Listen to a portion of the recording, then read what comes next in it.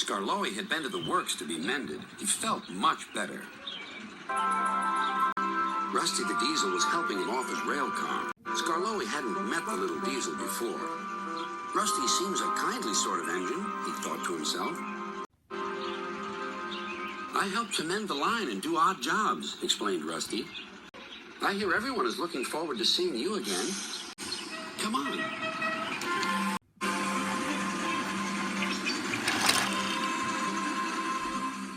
Peter Sam was feeling depressed. He was still getting over his accident, but he wanted to start work again. Sir Topham Hatt wouldn't let him. Another day's rest will do you good, he said. Besides, I've got a surprise for you. For me, sir? How nice, sir. What is it, sir? Wait and see. The surprise was Skarloey.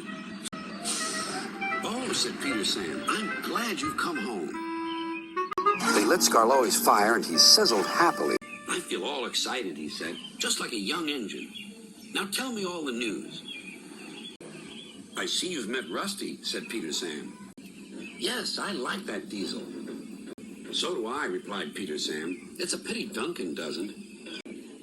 Who is Duncan?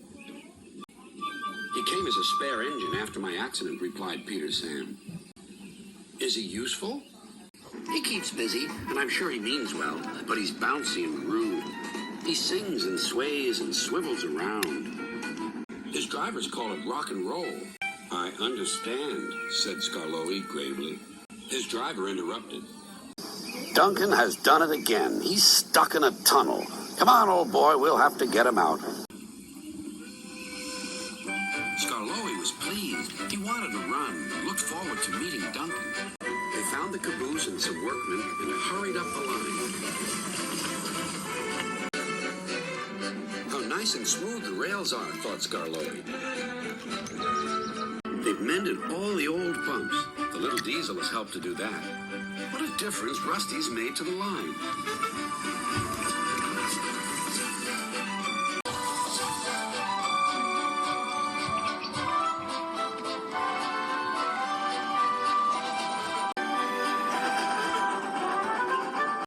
Quite soon they found Duncan. He was stuck at the far end of the tunnel, and he was very cross. I'm a plain, blunt engine. I speak as I find. Tunnels should be tunnels and not rabbit holes. This railway is no good at all.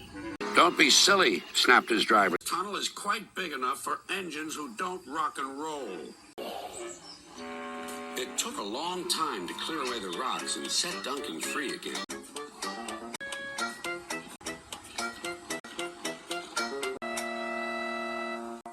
At last, Skarloey was able to push Duncan and his coaches safely through.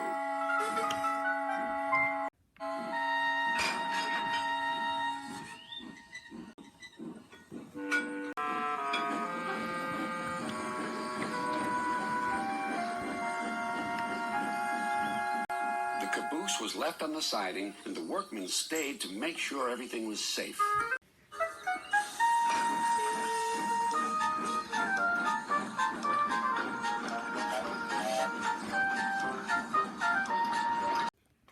Duncan grumbled all the way home, but Skarloey paid no attention.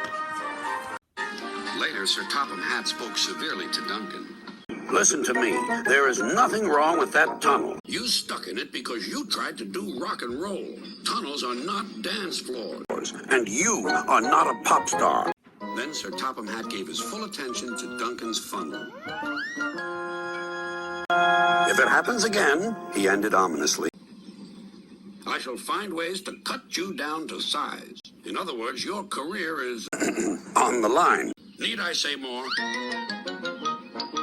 Duncan thought Sir Topham Hatt had said quite enough, and he remained completely silent and still for at least a whole evening.